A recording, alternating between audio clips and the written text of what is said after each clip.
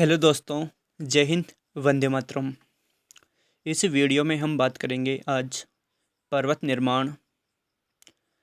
निर्माण के प्रमुख काल, पर्वतों के प्रकार, पर्वत निर्माण के सिद्धांत, जिसमें हम इस वीडियो में केवल प्लेट विवर्तन के सिद्धांत पढ़ेंगे, क्योंकि कोबर और होम्स का सिद्धांत मैंने अलग से वीडियो में आपको उपलब्ध करवा रखा है पहले से ही। तो इस वीडियो में हम यहाँ पर पर्वत निर्माण के प्रमुख काल, पर्वतों के प्रमुख प्रकार और पर्वत निर्माण का प्लेट विवर्तन के सिद्धांत ही पढ़ेंगे। यह अध्याय आपके यूनिट सेकंड के पहले नंबर का है, यानी कि दूसरे यूनिट का पहला अध्याय है आपके पर्वत निर्माण के प्रमुख काल और पर्वतों के प्रमुख प्रकार और पर्वत निर्माण के सिद्धांत। यह पूरा का पूरा एक लेसन है, जिसमें आपके इस बार क्वेश्चन आने की पूरी संभावना है सेमेस्टर परीक्षा में। ठीक है, तो शुरू करते हैं हम पर्वत निर्माण के प्रमुख काल, पर्वतों के प्रकार और पर्वत निर्माण के सिद्धांत। सबसे पहले देखते हैं पर्वत क्या होते हैं। पर्वत द्वितीय श्रेणी के प्रमुख उच्चावच हैं, यानी कि पर्वत एक ऐसी भू आकृति है जिसका निर्माण अंतर्जात बलों के द्वारा होता है। यानी कि जब हमने भू आकृति विज्ञान की प्रकृति पर विषय क्षेत्र पढ़ा था, तब वहाँ हमने देखा था कि द्वितीय श्रेणी के मुख्य उच्चावचों में पर्वत, भ्रंश, पठार, झीलें आदि होती है। तो यहाँ पर जो पर्वत है वो द्वितीय श्रेणी का प्रमुख उच्चावच है। आगे देखते हैं, पर्वत उस श्रेणी अथवा उच्च स्थान को कहते हैं जिसका ढाल तीव्र हो तथा वह अपने समीपवर्ती क्षेत्र से इतना अधिक ऊंचा हो, यानी कि कम से कम 500 मीटर, कि वह दूर से ही स्पष्ट रूप से दिखाई दे सके तथा उसका शिखर क्षेत्र पठार के विपरीत संकुचित हो। ये सविंदर सिंह ने डेफिनेशन दी है पर्वत की, जो कि बहुत ही अच्छी डेफिनेशन है। दूसरा है कि पर्वत स्थल के ऐसे पुंज का मतलब समूह है जो अपनी पर्याप्त ऊंचाई के कारण अपने आसपास या आस पड़ोस की अपेक्षा अत्यंत स्पष्ट होते हैं, किंतु उनके शीर्ष पर तल का विस्तार अधिक नहीं होता। यानी कि सामान्य अर्थों में हम पर्वत उस स्थानों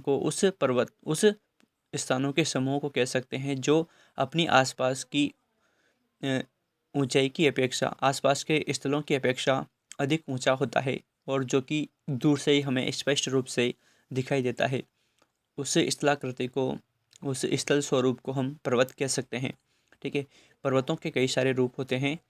पर्वतों के रूप देखते हैं हम यहाँ पर। पर्वत कटक जो होता है वो संकीर्ण एवं ऊंची पहाड़ियों के क्रम को कहा जाता है।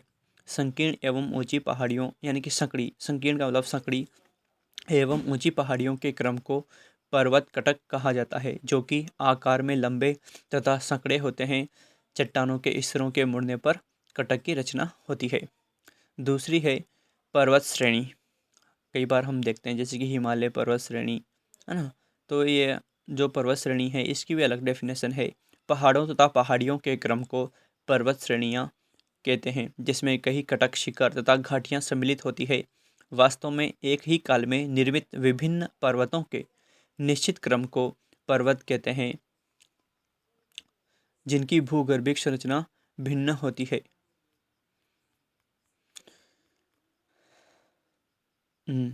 आगे देखते हैं,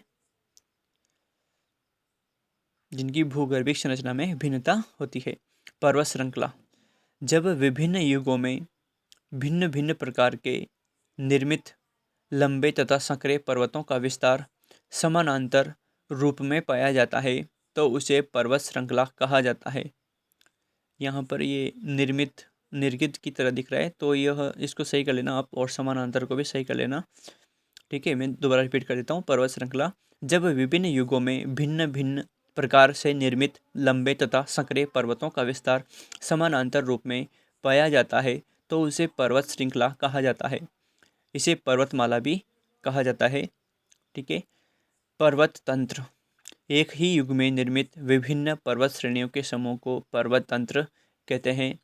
पर्वत वर्ग, जब किसी प्रदेश के कटक तथा श्रेणियाँ पर्वतमाला की तरह विस्तृत होती है तो विस्तृत हो, परंतु पर्वतमाला की तरह लंबी रेखा के रूप में विस्तृत न होकर असमान रूप में फैली होती है तो उन्हें पर्वत वर्ग कहा जाता है। यानी कि एक शिद में, पर्वतमाला की तरह एक शिद में लंबी रेखा के रूप में विस्तृत न होकर असमान रूप में फैली होती है तो उन्हें पर्वत वर्ग कहा जाता है। पर्वत शिखर, किसी पहाड़ अथवा पहाड़ी की चोटी जो कि पर्वत श्रेणी के अन्य भागों तथा आसपास के प्रदेश से अधिक ऊंची होती है तो उसे पर्वत शिखर कहते हैं। जैसे कि अपना अरावली का है गुरु शिखर, जो कि अरावली का सबसे ऊंचा शिखर है 1722 मीटर। ठीक है, तो ऐसे शिखरों को पर्वत शिखर कहते हैं। पर्वत समूह, कार्डिलेरा एक स्पेनिश शब्द है। पर्वत समूह को हम अंग्रेजी में कार्डिलेरा कहते हैं। यह एक स्पेनिश शब्द है, ठीक है, जिसका शाब्दिक अर्थ पर्वत समूह की सबसे बड़ी इकाई होती है, जिसमें विभिन्न युगों के विभिन्न तरह के पर्वत तंत्र तथा श्रृंखलाएं समाहित होती है। ठीक है, ये कुछ शब्दावलियाँ थी पर्वत से संबंधित। अब आता है हमारा मुख्य टॉपिक, पर्वत निर्माण के प्रमुख काल, major periods of mountain building. देखते हैं पर्वत निर्माण के प्रमुख काल। पर्वत निर्माणकारी हलचलें निम्न 4 युगों में संपन्न हुई। पहली जो हलचल हुई वो हुई प्री कैम्ब्रियन या चर्नियन। पहली हलचल को हम बोलते हैं प्री कैम्ब्रियन या चर्नियन हलचल। प्री कैम्ब्रियन या चर्नियन हलचल। आपने अरावली का नाम सुना ही होगा, तो जो अरावली है वो प्री कैम्ब्रियन हलचल या चर्नियन हलचल में ही निर्मित हुई थी। तो देखते हैं प्री कैम्ब्रियन। यह हलचल कैम्ब्रियन तथा प्री कैम्ब्रियन युग में लगभग 40 करोड़ वर्ष पूर्व हुई। अमेरिकी भूवैज्ञानिकों के अनुसार संयुक्त राज्य अमेरिका की 5 महान झीलों के चारों ओर लौरेशिया, एलगोमन तथा किलानियन पर्वत निर्माण हुए तथा भारत के अरावली, धारवाड़, छोटा नागपुर, कुड़प्पा आदि पर्वतों का निर्माण इसी काल में हुआ। इसी प्रकार यूरोप के फेनो-स्कैंडिया में भी प्री कैम्ब्रियन पर्वतीकरण के प्रमाण है। दूसरी पर्वत निर्माणकारी घटना है कैलिडोनियन। कैलिडोनियन पर्वतीकरण की क्रिया पैलियोजोइक कल्प के विभिन्न भागों में संपन्न हुई।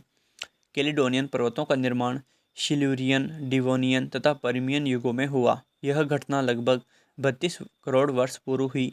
इसके दौरान स्कैंडिनेविया, बेल्जियम का कोयला क्षेत्र, फ्रेंच फिरेनीज आदि के पर्वत बने।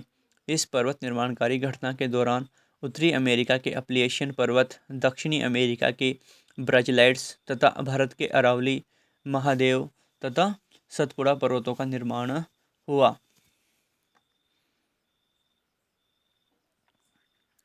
हालांकि अरावली का निर्माण प्री कैम्ब्रियन युग में ही हो चुका था, लेकिन फिर भी कुछ जो श्रेणियाँ बची, नवीन श्रेणियाँ बची, उनका निर्माण कैलिडोनियन में हुआ। ठीक है, लेकिन मुख्य रूप से अरावली का निर्माण प्री कैम्ब्रियन में ही हुआ। यहाँ पर यह ध्यान रखना आप। तीसरी पर्वत निर्माणकारी जो घटनाएं है वो है हलचल है वो है हर्षिनियन। सिल्यूरियन तथा डिवोनियन युग में कैलिडोनियन पर्वतीकरण के बाद एक लंबा शांत काल आरंभ हुआ जो कि समस्त कार्बोनिफेरस युग तक विस्तृत रहा। आज से लगभग 27 करोड़ वर्ष पूर्व पर्मियन युग में पुनः तृतीय पर्वतीकरण सक्रिय हो गया तथा हर्षिनियन पर्वतों का निर्माण हुआ। जर्मनी के हर्ष या हॉइस्ट पर्वत के आधार पर इस पर्वतीकरण को हर्षिनियन कहा जाता है। इस काल में बने पर्वतों को हॉइस्ट, वासजेज, ब्लैक फॉरेस्ट तथा एशिया में त्यानसान, अल्टाई, खिंगन, जुंगेरिया, उत्तरी अमेरिका के ब्राज़िलाइड दक्षिणी अमेरिका में है, दक्षिण अमेरिका के ब्राज़िलाइड्स तथा भारत के अरावली, महादेव, सतपुड़ा पर्वतों का निर्माण हुआ। अमेरिका का अपलियेशियन पर्वत तथा अफ्रीका के कांगो एटलस प्रमुख पर्वत हैं इस काल के। स्वेस महोदय ने यूरोप के हर्षिनियन पर्वतों को 2 भागों में बांटा, आर्मोरिकन और वारिस्कन पर्वतीकरण। चौथी पर्वत निर्माणकारी घटना अल्पाइन काल में हुई और इसको अल्पाइन हलचल कहा जाता है। हर्षिनियन पर्वतीकरण के बाद एक शांत काल के पश्चात टर्शियरी युग में चतुर्थ पर्वत निर्माणकारी घटना हुई, जिससे विश्व के वर्तमान उच्चतम एवं नवीनतम वलित पर्वतों का सृजन या निर्माण हुआ। दोस्तों, इसमें नोट्स में कुछ लिखने का मिस्टेक है, इसलिए शब्दावली पर ध्यान दें, जो मैं बोल रहा हूँ वही लिखें आप, करेक्शन कर लेना यहाँ पर। जिससे विश्व के वर्तमान उच्चतम एवं नवीनतम वलित पर्वतों का सृजन या निर्माण हुआ। इस दौरान निर्मित पर्वतों को अल्पाइन क्रम यूरोप के अल्पस पर्वत के आधार पर कहा गया। अल्पाइन पर्वतों को टर्शियरी पर्वत भी कहा जाता है। वास्तव में अल्पाइन पर्वतों का निर्माण टर्शियरी युग के पहले मेसोजोइक महाकल्प के अंतिम समय में ही आरंभ हो गया था तथा यह पर्वत निर्माण इयोसीन, ओलिगोसीन, प्लायोसीन तथा प्लीस्टोसीन के मध्य तक चलता रहा।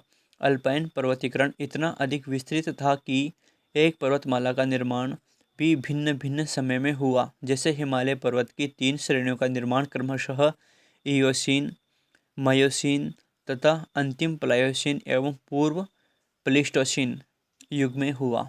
यानी कि जो हिमालय है, हिमालय की क्रमशः 3 श्रृंखलाओं का वृहद हिमालय, मध्य हिमालय एवं जो शिवालिक है उसका निर्माण अलग अलग समय में हुआ, Eocene, Miocene, Pliocene and Pleistocene में। उत्तरी अमेरिका के रॉकीज, दक्षिणी अमेरिका के एंडीज, यूरोप में अल्पाइन पर्वत क्रम मुख्य रूप से Alps, Carpathian, Pyrenees, Balkan, Caucasus, Cantabrian, Apennine, Dinaric, Alps आदि। अफ्रीका के एटलस, एशिया के हिमालय पर्वत तथा पामीर गांठ, पामीर है यहाँ पर, पामीर गांठ से निकलने वाली नवीन वलित पर्वत जैसे कि जैग्रोस, एल्बुर्स, कुनलुन आदि। म्यांमार के वलित पर्वत, पूर्वी एशिया के वलित पर्वत, पूर्वी द्वीप समूह के वलित पर्वत आदि इस काल के प्रमुख पर्वत हैं। ये हो गए आपके पर्वत निर्माण के प्रमुख काल। यहाँ पर ध्यान रखना, पर्वत निर्माण के प्रमुख काल कितने हुए? 4।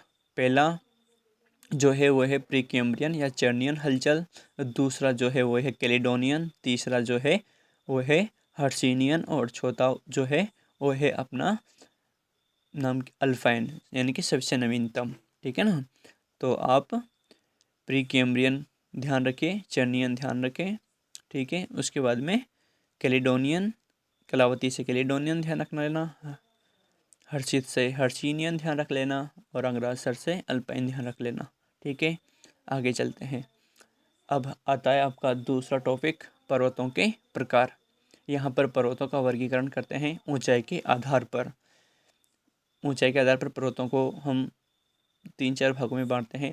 ऊंचाई के आधार पर पहला है निम्न या निचले पर्वत। इनकी ऊंचाई 700 से 1000 मीटर होती है। यह विश्व के प्राचीनतम पर्वत हैं, जैसे कि विंध्याचल आदि, है ना। एक होता है रुक्ष पर्वत या कम ऊंचे पर्वत। इसमें इनकी ऊंचाई 1000 से 1500 मीटर के बीच होती है। तीसरा है घर्षित पर्वत, यानी कि ऐसे पर्वत जो अपरदित हो चुके हैं। इनकी ऊंचाई 1500 से 2000 मीटर होती है, जैसे कि अपलेशियन, अरावली, पश्चिमी घाट भारत में है, ये सारे के सारे आदि घर्षित पर्वत हैं। चौथा है ऊंचे पर्वत, जिनकी ऊंचाई 2000 मीटर से अधिक होती है, जैसे कि Rockies, Andes, Alps, Atlas, Himalaya आदि। ये ऊंचे पर्वत हैं सारे के सारे। ठीक है। तो ये ऊंचाई के आधार पर पर्वतों के प्रकार थे। ठीक है, जो कि बहुत सामान्य सी बात है। नेक्स्ट है स्थिति के आधार पर। ठीक है। स्थिति के आधार पर भी पर्वत 2 तरह के होते हैं। एक तो स्थल में स्थित पर्वत, स्थल पर स्थित पर्वत, एक सागर में स्थित पर्वत। ठीक है। तो स्थल स्थित पर्वत कौन से होते हैं? जो पर्वत स्थल या महाद्वीप पर स्थित हैं उन्हें स्थल स्थित पर्वत कहा जाता है। इन्हें 2 भागों में रखा जा सकता है, जैसे कि एक तो महाद्वीपों के बीच वाले भाग में और एक महाद्वीपों के तट वाले भाग में। तो पहले तटीय पर्वत देखते हैं हम। तटीय पर्वत, ये पर्वत महाद्वीपों के किनारों पर महासागरों के समानांतर पाए जाते हैं। उत्तरी अमेरिका के पश्चिमी किनारे पर रॉकी तथा पूर्वी किनारे पर अपलेशियन पर्वत इस तरह के पर्वत हैं। दक्षिण अमेरिका के पश्चिम किनारे पर एंडीज पर्वत, यूरोप के दक्षिण किनारे पर अल्पाइन पर्वत समूह, अफ्रीका के उत्तरी पश्चिमी किनारे पर एटलस पर्वत, प्रायद्वीपीय भारत के दोनों किनारों पर पश्चिमी घाट तथा पूर्वी घाट पर्वत तथा एशिया के पूर्वी किनारे के पर्वत इस तरह के तटीय पर्वत की श्रेणी में रखे जाते हैं। ठीक है। दूसरे पर्वत हैं स्थल स्थित पर्वतों में दूसरे प्रकार के जो पर्वत हैं वो ये आंतरिक पर्वत, यानी कि ऐसे पर्वत जो महाद्वीप के आंतरिक भाग में स्थित होते हैं। ये पर्वत महाद्वीपीय तटों से दूर, ये पर्वत रिपीट कर रहा हूँ मैं, ये पर्वत महाद्वीपीय तटों से दूर, तटों से दूर आंतरिक स्थल के आंतरिक भागों में पाए जाते हैं। इनका निर्माण भूसन्नतियों से होता है। ये जैसे कि यूराल, इनके उदाहरणों में यूराल है, वासजेज है, ब्लैक फॉरेस्ट है, हिमालय है। हिमालय का निर्माण 33 भूसन्निधि में मोड़ पड़ने से हुआ है। कुनलुन है, कुनलुन, थ्यान है, अल्टाई है आदि इस तरह के आंतरिक पर्वत हैं। ठीक है। दूसरा जो प्रकार है हमारा स्थिति के आधार पर वो है सागर स्थित पर्वत। इसके पहले हमने स्थल स्थित पर्वत देखे थे, अब है सागर स्थित पर्वत। ये पर्वत सागरीय भागों में स्थित होते हैं। इनमें से अधिकांश पर्वत जल के नीचे हैं, कुछ जल के ऊपर भी दृष्टिगत होते हैं। यानी कि कुछ ऐसे पर्वत हैं जो कि पूर्ण रूप से सागरीय भागों में, सागरीय जल में डूबे हुए हैं, लेकिन कुछ पर्वत ऐसे भी हैं जो जिनके शिखर ऊपर की ओर निकले हुए हैं, या यूँ कहें कि काफ़ी अधिक ऊंचाई तक ऊपर की ओर निकले हुए हैं। ठीक है। यदि इन पर्वतों की ऊंचाई का निर्धारण सागर तल से ऊपर ऊपर की ऊपर किया जाए, तो उनके आधार के ऊपर की ऊंचाई के अनुसार किया जाए तो अनेक सागर स्थित पर्वत महाद्वीपों के सबसे ऊंचे पर्वतों की श्रेणी में आ सकते हैं। जैसे कि एक पर्वत है जिसका नाम है मोनाकी ज्वालामुखी पर्वत, है ना। यह प्रशांत महासागर में स्थित है, जो कि बहुत अधिक ऊंचा है। ठीक है। इसके बारे में देखते हैं हम मोनाकी हवाई द्वीप के मोनाकी पर्वत के बारे में। हवाई द्वीप का मोनाकी ज्वालामुखी पर्वत सागर तल से 4200 मीटर ऊंचा है। यदि इसकी ऊंचाई इसके आधार से नापी जाए, आधार का मतलब जहाँ से यह शुरू होता है, तो इसकी ऊंचाई 9140 मीटर से अधिक हो जाएगी, जो कि माउंट एवरेस्ट जिसकी ऊंचाई 8848 मीटर है से भी अधिक ऊंचा हो जाएगा। यानी कि समुद्री पर्वतों की अगर ऊंचाई उनके शुरू होने के स्थान से नापी जाए, तो ये जो माउंट मोनाकी पर्वत है, ठीक है, यह अपने हिमालय से भी हिमालय में स्थित जो माउंट एवरेस्ट है उससे भी ऊंचा होगा। ठीक है। लेकिन हम पर्वतों की ऊंचाई मुख्य रूप से सागर तल से ही मानते हैं। ठीक है। और सागर तल का निर्धारण हम पूर्व में ही निर्धारित कर लेते हैं। ठीक है। इसलिए विश्व का सबसे ऊंचा पर्वत माउंट एवरेस्ट ही है, जिसकी ऊंचाई 8848 मीटर है, ना कि माउंट मोनाकी। ठीक है। लेकिन यह फिक्स ध्यान रखना आप कि समुद्र में एक पर्वत ऐसा भी है जो कि हमारे हिमालय में स्थित एवरेस्ट से भी ऊंचा है। ठीक है। ये तो थे आपके स्थिति के आधार पर और ऊंचाई के आधार पर। अब मुख्य रूप से जो पर्वत हैं वो पर्वत निर्माण की प्रक्रिया के आधार पर पूछे जाते हैं। तो ये ध्यान रखना, पर्वत निर्माण की प्रक्रिया के आधार पर पर्वत दो प्रकार के होते हैं, एक तो मौलिक पर्वत और एक अवशिष्ट पर्वत। मौलिक पर्वत में वलित पर्वत जिनका निर्माण संपीड़न शक्ति के द्वारा होता है, एक गुंबदाकार पर्वत जिनका निर्माण ज्वालामुखी क्रिया तथा स्थल के उभार के कारण होता है, एक अवरोधी या ब्लॉक पर्वत जिनका निर्माण तनाव शक्ति द्वारा होता है, और एक है संग्रहित पर्वत जिनका निर्माण ज्वालामुखी पदार्थों के जमाव से होता है। और दूसरा प्रकार है अपना अवशिष्ट पर्वत। इनको मुख्य रूप से हम विस्तार से देख लेते हैं। पहला है मौलिक या विवर्तनिक पर्वत, इनको मौलिक पर्वत भी कहा जाता है। ठीक है। और दूसरा प्रकार था हमारा अवशिष्ट अथवा घर्षित पर्वत। तो यहाँ पहले हम मौलिक पर्वतों के प्रकार देखेंगे, मौलिक या विवर्तनिक पर्वत। मौलिक पर्वतों को विवर्तनिक पर्वत इसलिए कहा जाता है क्योंकि इनका निर्माण विभिन्न प्रकार की भू हलचलों यानी कि दबाव, तनाव, उभार के कारण होता है। इनका जो पहला प्रकार है वह है वलित पर्वत, मोड़दार पर्वत। वलित पर्वत का मतलब होता है मोड़दार पर्वत। ठीक है। वलित पर्वत यानी कि अपना जो हिमालय है वो वलित पर्वत है, अरावली है वो वलित पर्वत है। ठीक है। तो देखते हैं वलित पर्वत। जब चट्टानों में पृथ्वी की आंतरिक शक्तियों द्वारा मोड़ या वलन पड़ जाते हैं तो उसे मोड़दार या वलित पर्वत कहा जाता है। विश्व के सबसे ऊंचे तथा सर्वाधिक विस्तृत पर्वत होते हैं ये। इनका विस्तार लगभग हर महाद्वीप में होता है। उदाहरण देखो, हिमालय, अल्पाइन पर्वत समूह, रॉकीज, एटलस आदि वलित पर्वत हैं। वलन के स्वभाव के आधार पर इन्हें दो प्रकारों में बांटा जा सकता है। एक तो साधारण वलित पर्वत। साधारण वलित पर्वत जब वलन साधारण होता है तथा अपनतियाँ एवं अभिनतियाँ साधारण रूप से व्यवस्थित अवस्था में पाई जाती है तो उसे साधारण वलित पर्वत कहते हैं। ठीक है। दबाव की शक्ति सामान्य होने से इनका आविर्भाव होता है, उत्पत्ति होती है। दूसरा है जटिल वलित पर्वत। जब दबाव की शक्ति अत्यधिक तेज होती है तो वलन की क्रिया अत्यंत जटिल होती है। अत्यधिक दबाव के कारण एक वलन का अग्रभाग टूटकर दूसरे वलन पर चला जाता है। इस प्रकार ग्रीवाखंड का निर्माण होता है। ठीक है, तो ये दो प्रकार हो गए, एक तो सामान्य यानी कि साधारण वलित पर्वत और दूसरा जटिल वलित पर्वत। ठीक है, अब देखते हैं आयु के आधार पर। आयु के आधार पर भी वलित पर्वत दो तरह के होते हैं, एक तो युवा वलित पर्वत और एक परिपक्व वलित पर्वत। युवा वलित पर्वत अपर्दन का प्रभाव अधिक नहीं होता है ना, और परिपक्व वलित पर्वतों पर अपर्दन का प्रभाव अधिक होता है, यानी कि ये इनके ऊपर अपर्दनात्मक प्रक्रम कार्य कर चुके हैं। युवा वलित पर्वत के उदाहरण में हिमालय, आल्पस, रॉकीज आदि हैं, जबकि परिपक्व वलित पर्वत के उदाहरण में अपलेशियन, अरावली, विंध्याचल आदि है। वलित पर्वतों की विशेषताएं देख लेते हैं। पृथ्वी पर स्थित सबसे ऊंचे और नवीन पर्वत हैं। इनका निर्माण अवसादों के जमाव में मोड़ पड़ने से हुआ है। अवसादों का जमाव जल में होने के कारण इन पर्वतों में समुद्री जीवों के जीवाश्म पाए जाते हैं। हाँ, आगे वलित पर्वतों का विस्तार लंबाई में अधिक तथा चौड़ाई में कम होता है। वलित पर्वतों का निर्माण भूसन्नतियों से हुआ है। इसी कारण भूसन्नतियों को पर्वतों का पालना कहा जाता है। यहाँ पर मैं रिपीट कर रहा हूँ, वलित पर्वतों का निर्माण भूसन्नतियों से हुआ है, हुई है मत लिखना, भूसन्नतियों से हुआ है। इसी कारण भूसन्नतियों को पर्वतों का पालना कहा है। और यह जो सेंटेंस में मैंने बोला कि भूसन्नतियों को पर्वतों का पालना किसने कहा है, तो इसमें आएगा आंसर कोबर ने ही कहा है भूसन्नतियों को पर्वतों का पालना। ठीक है, दूसरा जो मुख्य पर्वत है हमारा वलित पर्वत के बाद में, वो है ब्लॉक पर्वत। ब्लॉक, इनको अवरोधी पर्वत भी कहा जाता है। अवरोधी या ब्लॉक पर्वतों का निर्माण तनाव या खिंचाव की शक्तियों द्वारा होता है। खिंचाव के कारण धरातलीय भागों में दरारें या भ्रंश पड़ जाती है, जिस कारण धरातल का कुछ भाग ऊपर उठ जाता है तथा कुछ भाग नीचे धंस जाता है। इस प्रकार दरारों के समीप ऊंचे उठे भाग को ब्लॉक पर्वत कहा जाता है। ब्लॉक पर्वतों का निर्माण दरार या भ्रंश के कारण होता है, अतः इन्हें भ्रंशोत्थ पर्वत भी कहा जाता है। ब्लॉक पर्वत दो समानांतर दरारों के मध्य स्थित होते हैं, जिनका आकार मेज के समान होता है, टेबल के समान होता है।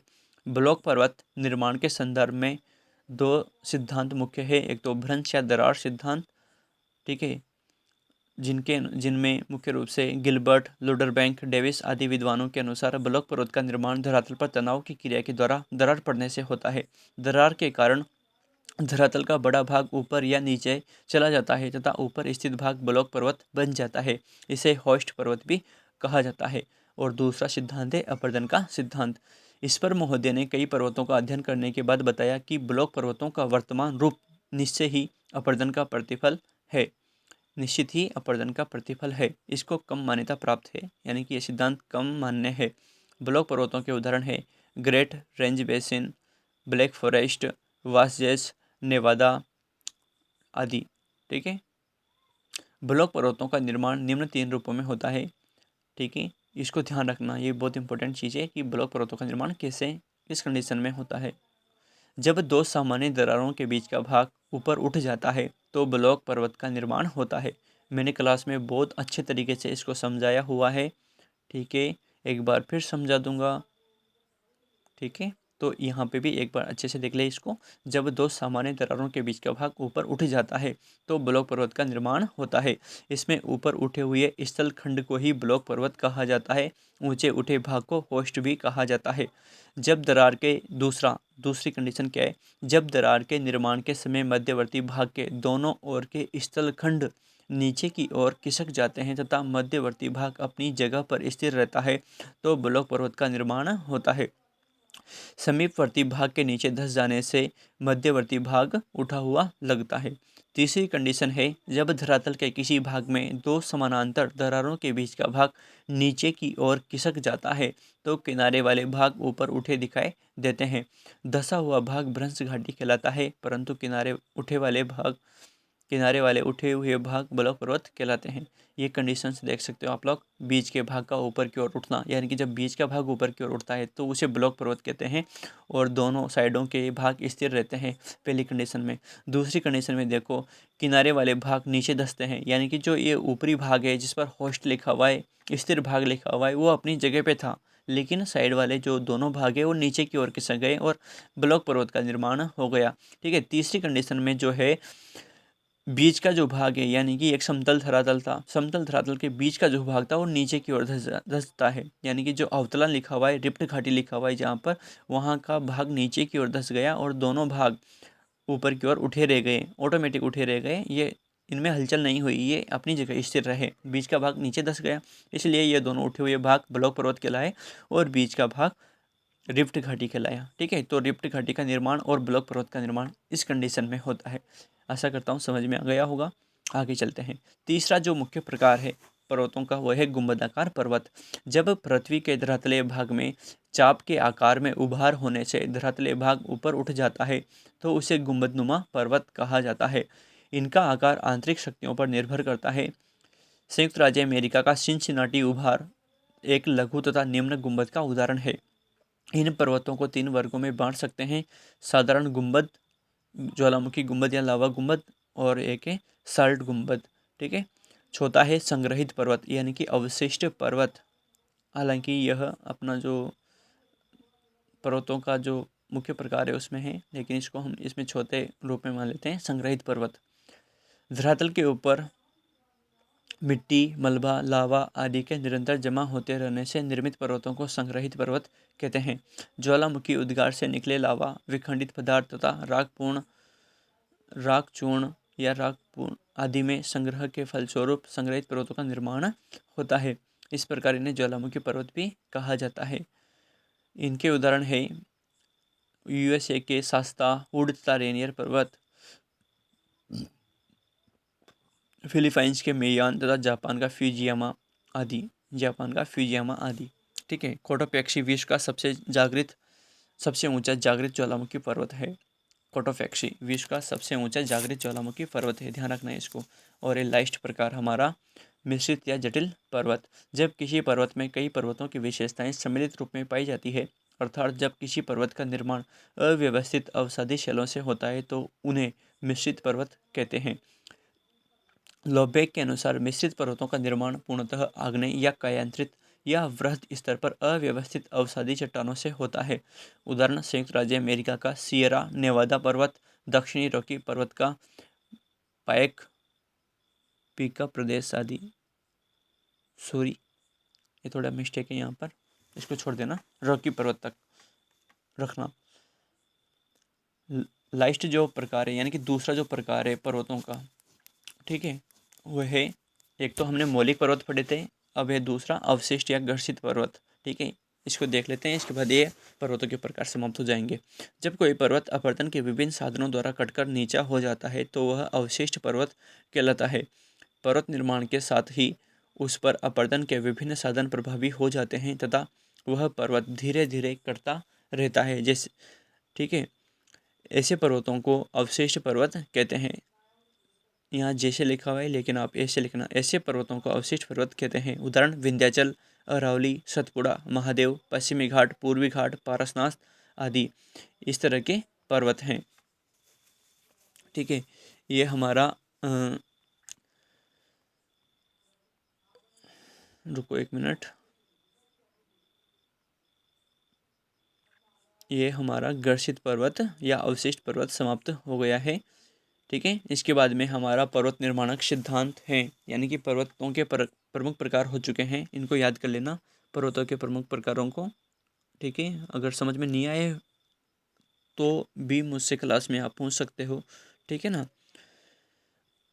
अब यहाँ पर हमारा अगला टॉपिक है पर्वत निर्माण के सिद्धांत। ठीक है, कोबर का भूसंहति सिद्धांत में पढ़ा चुका, आप लोगों को क्लास में भी पढ़ा चुका, नोट्स भी डाल रखे हैं मैंने यूट्यूब पर। होम्स का संवहन तरंग भी पढ़ा चुका, नोट्स भी डाल रखे हैं, तो वहाँ से कलेक्ट कर लेना आप लोग। तीसरा जो हमारे है, पहले मैंने होम्स का संवहन तरंग तो पढ़ाया ही था। ठीक है, कोबर का भी पढ़ा दिया मैंने, एक और पढ़ाया था आपको। ठीक है, लेकिन वो आपके सिलेबस में नहीं है। अब आपके प्लेट विवर्तन के सिद्धांत जोड़ा गया है। ठीक है ना, पर्वत निर्माण के सिद्धांतों में। ठीक है, तो इसको पढ़ लेते हैं हम। सामान्य जानकारी मैंने प्लेट विवर्तन के सिद्धांत में आपको पहले से ही लिखा दी है। ठीक है, अब मैं यहाँ पर केवल पर्वत निर्माण के संदर्भ में आपको प्लेट विवर्तनी के बारे में बता रहा हूँ। ये प्लेट विवर्तनी के वाला पूरा लेसन डाल रखा है मैंने यूट्यूब पर, तो वहाँ से आप पढ़ लेना, ढूंढ लेना, इसको सर्च कर लेना, ठीक है। यहाँ पर हम मुख्य रूप से पर्वतों के संदर्भ में पर्वत निर्माण को पढ़ते हैं, ठीक है। सामान्य जानकारी लिखें जो हमने प्लेट विवर्तन सिद्धांत में पढ़ी है, जैसे कि प्लेटों के किनारे, प्रकार आदि। ये किसी बच्चे ने लिख रखा है, ठीक है। आगे देखते हैं हम। टर्शियरी युग के नवीन वलित पर्वतों की श्रृंखलाएं ज्वालामुखी तथा भूकंप के सक्रिय क्षेत्र हैं, जिनका संबंध प्लेट के विनाशात्मक किनारों से है। इस तरह पर्वत निर्माण की भूसनती संकल्पना के स्थान पर प्लेट विवर्तन के सिद्धांत का प्रतिपादन किया गया, जहाँ पर दो प्लेट आमने सामने सरकते हैं तो वे आपस में टकराते हैं। परिणाम स्वरूप विनाशी किनारों के सहारे एक प्लेट का किनारा मुड़कर नीचे झुक जाता है, जिस कारण दूसरे प्लेट के किनारे पर संस्पर्शीय बल का प्रभाव होता है और उसका पदार्थ वलित होकर पर्वत का रूप धारण कर लेता है। प्लेट का भ्रमण कई रूपों में होता है तथा वह अत्यंत जटिल भी होता है, अतः पर्वत निर्माण की प्रक्रिया भी जटिल होती है। अगर मेरी स्पीड ज़्यादा लग रही हो तो आप इसको स्लो मोशन में करके भी पढ़ सकते हो, ठीक है। स्पीड कम हो जाएगी। मैं स्पीड से इसलिए पढ़ रहा हूँ ताकि वीडियो थोड़ा छोटा रहे, क्योंकि वीडियो बहुत लंबा हो जाता है तो फिर अपलोड करने में थोड़ी दिक्कत आती है, ठीक है। तो आप इसको या तो स्लो मोशन में करके पढ़ लेना। अगर स्पीड कम लगे तो स्लो मोशन, अगर स्पीड कम लगे तो स्पीड बढ़ा के पढ़ लेना। अगर स्पीड ज़्यादा लग रही हो तो स्लो मोशन में पढ़ लेना, ठीक है। जैसा आपको ठीक लगे वैसे पढ़ सकते हो। प्लेट विवर्तन के सिद्धांत के आधार पर कुछ वलित पर्वतों की उत्पत्ति निम्न प्रकार है, ठीक है। तो देखते हैं। महाद्वीपीय तथा महासागरीय प्लेटों का टकराव। जब महाद्वीपीय तथा महासागरीय प्लेटों का अभिसरण होता है तो टकराव के कारण अपेक्षाकृत भारी महासागरीय प्लेट के किनारे महाद्वीपीय प्लेट के नीचे क्षेपित हो जाते हैं। क्षेपित का मतलब होता है धंसना, है ना, क्षेपित हो जाते हैं। इस कारण पार्श्ववर्ती संपीड़न बल उत्पन्न होता है। इस बल के कारण महाद्वीपीय प्लेट के टकराव के कारण महासागरीय प्लेट के किनारे का मलबा वलित हो जाता है तथा वलित पर्वत का निर्माण होता है। इस तरह की स्थिति से उत्तरी अमेरिका के रॉकीज तथा दक्षिणी अमेरिका के एंडीज पर्वतों का निर्माण हुआ है। अमेरिकन प्लेट तथा प्रशांत महासागरीय प्लेट के टकराव तथा प्रशांत महासागरीय प्लेट के अमेरिकन प्लेट के नीचे क्षेपण होने से उत्पन्न पार्श्ववर्ती संपीड़नात्मक बल के कारण उत्तरी तथा दक्षिणी अमेरिका के पश्चिमी तटवर्ती भागों के पदार्थों के वलित होने के कारण इन पर्वतों का निर्माण हुआ है, ठीक है। दूसरी देखते हैं कंडीशन, दो महाद्वीपीय प्लेटों का टकराव। जब दोनों प्लेट महाद्वीपीय क्रस्ट वाले होते हैं, यानी कि महाद्वीपीय प्लेटें, तो उनके टकराव होने पर अपेक्षाकृत अधिक भारी प्लेट के किनारे का अपेक्षाकृत हल्के प्लेट के नीचे क्षेपण हो जाता है तथा उत्पन्न पार्श्ववर्ती संपीड़न के कारण वलित पदार्थों का निर्माण होता है। उत्तर में यूरेशियन प्लेट तथा दक्षिण में अफ्रीकन इंडियन प्लेट के मध्य टेटिस भूसनती की स्थिति थी। इन प्लेटों के अभिसरण एवं टकराव से उत्पन्न पार्श्ववर्ती संपीड़नात्मक बल के कारण टेटिस भूसनती के मलबे के वलित होने से अल्पाइन हिमालय पर्वत श्रृंखला का निर्माण हुआ। तीसरी कंडीशन है दो महासागरीय प्लेटों का अभिसरण एवं टकराव। जब दो प्लेट सागरीय नितल क्रस्ट वाले होते हैं तो उनके टकराव से एक प्लेट की सागरीय क्रस्ट दूसरी प्लेट के नीचे सागरीय खड्ड में क्षेपित हो जाती है, यानी कि धंस जाती है, जिस कारण उत्पन्न संपीड़न द्वारा द्वीपीय चाप तथा द्वीप तोरण के पर्वतों का निर्माण होता है। इस तरह की स्थिति का सर्वोत्तम उदाहरण जापान के द्वीपीय चाप से प्राप्त होता है। जापान द्वीप चाप में 3000 से 4000 मीटर ऊंचे पर्वत मिलते हैं। प्लेट विवर्तन के सिद्धांत के आधार पर पर्वत निर्माण की चक्रीय प्रणाली का स्पष्टीकरण भली भांति हो जाता है, ठीक है। ये लेसन यही समाप्त होता है। मैं फिर कह रहा हूँ आपसे, जो प्लेट विवर्तन की सामान्य जानकारी है वो मैंने अलग से वीडियो में डाल रखी है, यानी कि वो भी आपके मुख्य रूप से सिलेबस में है, वो अलग से है, यानी प्लेट विवर्तन की सिद्धांत आपके सिलेबस में अलग से है। यहाँ पर केवल हमने इसको पर्वत निर्माण के सिद्धांत के रूप में पढ़ा था, ठीक है ना।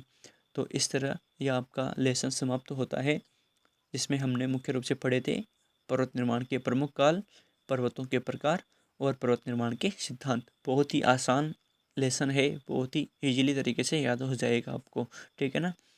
इस पीडीएफ में कुछ शब्दों की त्रुटियां थी तो उनको सही कर लेना मेरी आवाज़ के अनुसार, ठीक है। उसमें मैंने सही बोला है तो उसके आधार पर उन कुछ शब्दों को सही कर लेना आप, ठीक है। मिलते हैं नेक्स्ट वीडियो में एक नेक्स्ट अध्याय के साथ, ठीक है ना, एक अच्छे अध्याय के साथ। तब तक के लिए जय हिंद, वंदे मातरम। पढ़ते रहें, ठीक है, और तैयारी करते रहें क्योंकि सेमेस्टर प्रणाली है इस बार। एग्ज़ाम जनवरी या फरवरी के लास्ट जनवरी या फरवरी में स्टार्ट हो जाएंगे। तो जितना ज़्यादा हो सके उतना पढ़ने का प्रयास करना। ठीक है, कुछ दिक्कत आए तो कमेंट में पूछ सकते हो आप मुझसे, या फिर जो मुझसे सीधे संपर्क में है महाविद्यालय से, वो वहीं से भी मुझसे पूछ सकते हैं बिना झिझक के, बिना डर के। ठीक है, मेहनत आप लोगों के लिए ही की जा रही है, इसलिए पूछने में कोई किसी भी प्रकार की शर्म संकोच ना करे। ठीक है, जय हिंद, वंदे मातरम।